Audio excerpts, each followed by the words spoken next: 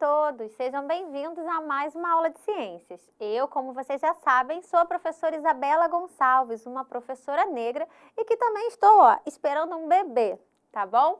E a aula de hoje vai ser sobre água, o sustento da vida. Olha o que temos aqui, a fórmula química da água. Para quem não sabe, H de hidrogênio, são dois átomos de hidrogênio e oxigênio, então H2O.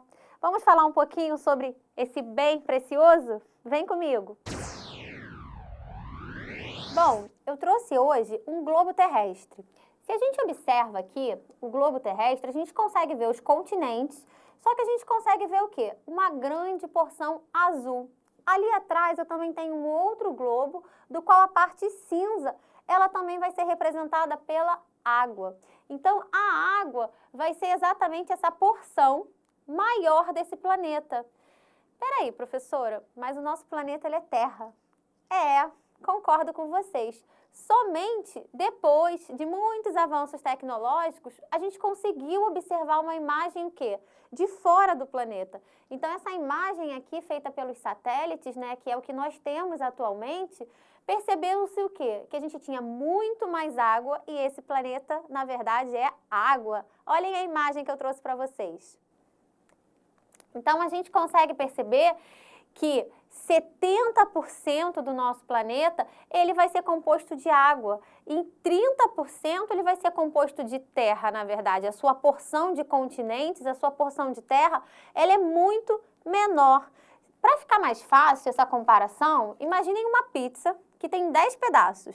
7 pedaços desses seriam a água e apenas 3 seriam a terra. Então, a gente consegue ver que o nosso planeta é muito mais água do que terra. E é sobre isso que a gente vai falar hoje. Agora, essa água que a gente tem aí em grande abundância no nosso planeta, que vocês observam aqui no globo terrestre, aonde e como ela está distribuída, né?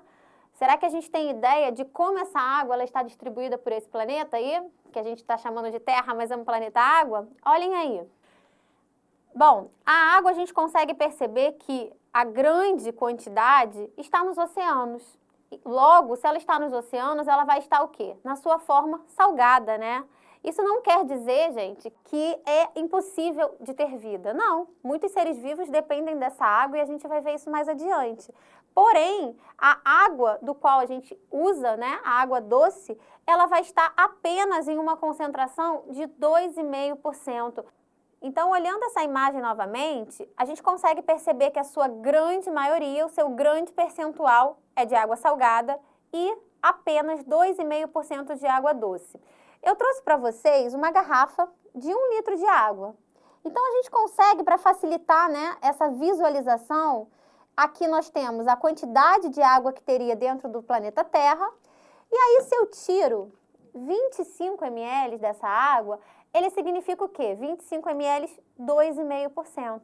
Então, eu trouxe aqui uma seringa para a gente conseguir entender o que seria esse percentual de água doce do nosso planeta.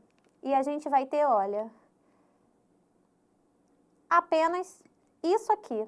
Então, nós teríamos o quê? Todo o restante de água salgada, em compensação apenas essa concentração de água doce. E aí eu pergunto para vocês, onde está essa água doce? Ah, professora, eu sei que chega na minha torneira. Concordo com você. Mas será que ela está disponível 100%, total, de apenas isso aqui está disponível para todo mundo? É isso que a gente vai ver agora. Olha aí. A gente consegue perceber que dessa água doce, a maior parte, ou seja, quase que 70% dela, está nas calotas polares, ou seja, está sob a forma de gelo. Então, a água do qual a gente recebe, né, que chega nas nossas casas, elas vêm basicamente dos rios e lagos, como vocês podem observar, e de alguns aquíferos e águas subterrâneas dos lençóis freáticos. Então, somando isso, gente, é muito pouco. A gente tem aí uma parcela muito pequena do qual a gente consegue aproveitar essa água doce. Então, se a gente vê esse total aqui, 70% disso, ele vai estar preso nas calotas polares. Então, é pouca água que a gente tem, né? A gente não tem muita água doce disponível. E a água doce que vai ser fundamental à vida da espécie humana, tá bom?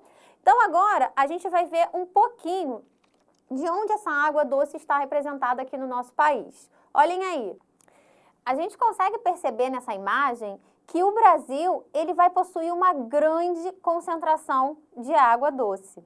Essa água do planeta, na verdade, 12% dessa água na sua forma líquida, ela vai estar dentro do território brasileiro. E aí, dentro dessa concentração, a maioria, né, a gente consegue observar aí que 80%, ela vai estar aonde? Na região amazônica. Então, um país que detém de 12% de uma água que é disponível para a vida, que está disponível para a vida humana, isso é muita coisa, tá bom? Só que vamos pensar o seguinte, que a água, né, como o título da aula diz, é o quê? O sustento da vida.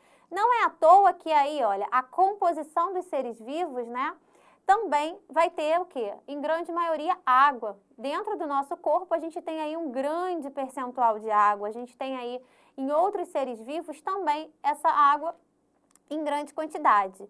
E também a gente vai ter o quê? A fotossíntese, né? Esse processo realizado pelos vegetais e pelas algas, a gente vai ter aí como o principal, né, componente a água. A gente vai precisar da luz solar, a gente vai precisar de outros componentes, mas a gente tem a água ali que vai ser absorvida pelas raízes para realizar esse processo, do qual serve o quê? De alimento para toda uma cadeia alimentar. Então, vocês estão vendo como a água ela é fundamental à vida.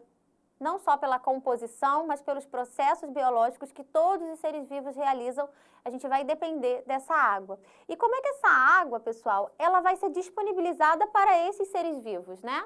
A gente tem aí um ciclo da água que a gente vai ver agora. A gente vai começar pensando nessa água aqui dentro desse rio.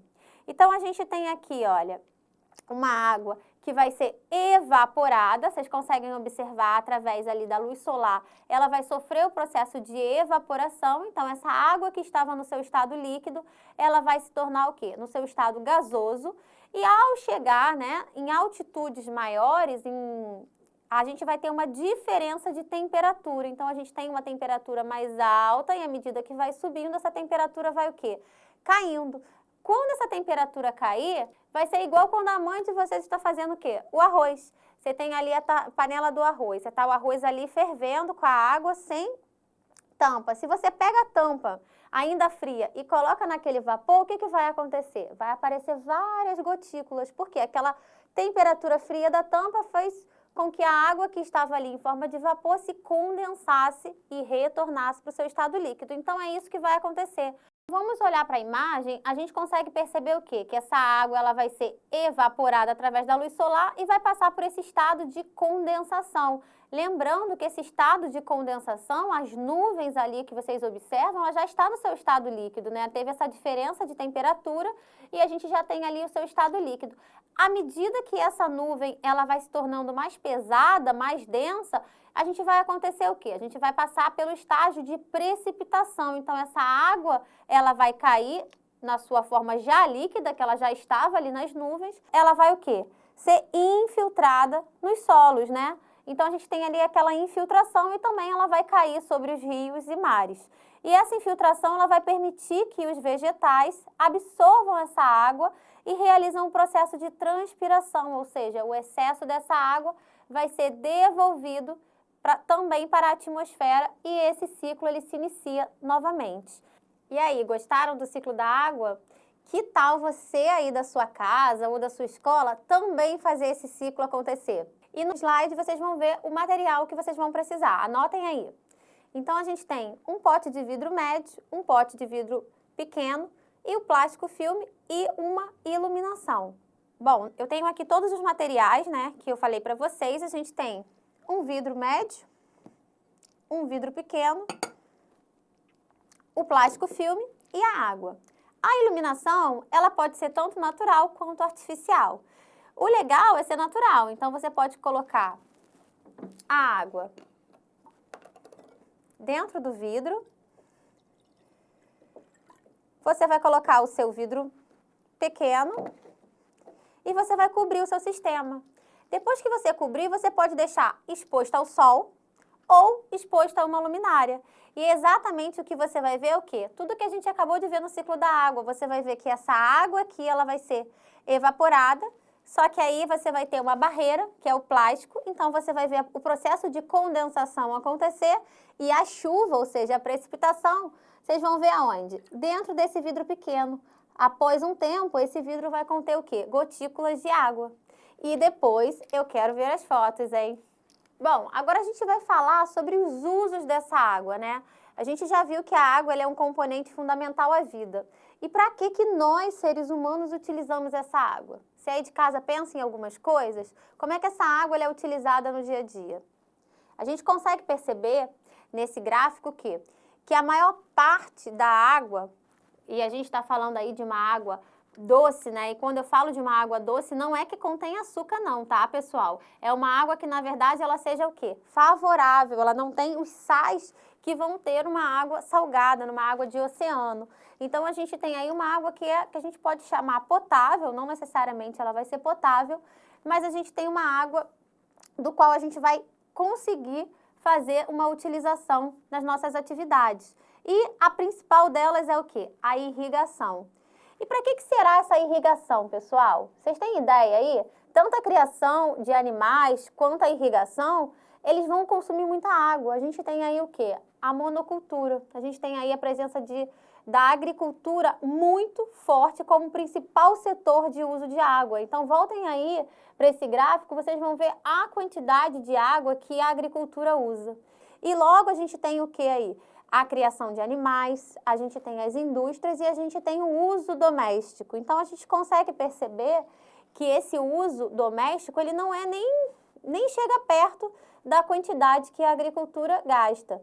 E a gente tem aí diferentes atividades que a gente usa a água, né? Seja elas indiretas para o lazer, para navegação e para geração de energia, ou sejam atividades diretas, como o abastecimento humano, esse consumo de água pela criação de animais, a irrigação e as indústrias. E quais são as estratégias para a gente diminuir esse consumo, diminuir esse impacto? A primeira delas é a água virtual. A água virtual é um conceito que a gente diz que é a água que você não vê, porque é a água que vai estar presente em diferentes objetos, em diferentes alimentos, e a gente não tem ideia porque a gente não vê a água presente ali, mas a água ela é utilizada para confeccionar aquilo. Então, a gente tem, por exemplo, que para produzir uma carne se gasta muita água. Então, não é apenas a carne, eu não tenho água ali. Ela vai estar presente devido à sua produção. Para fazer essa roupa, para fazer esse controle, a gente gasta água. Olhem aí algumas estratégias. A primeira é a pegada hídrica. Então, eu acho que o legal é você diminuir a sua pegada hídrica. E como que a gente pode diminuir essa pegada, professora?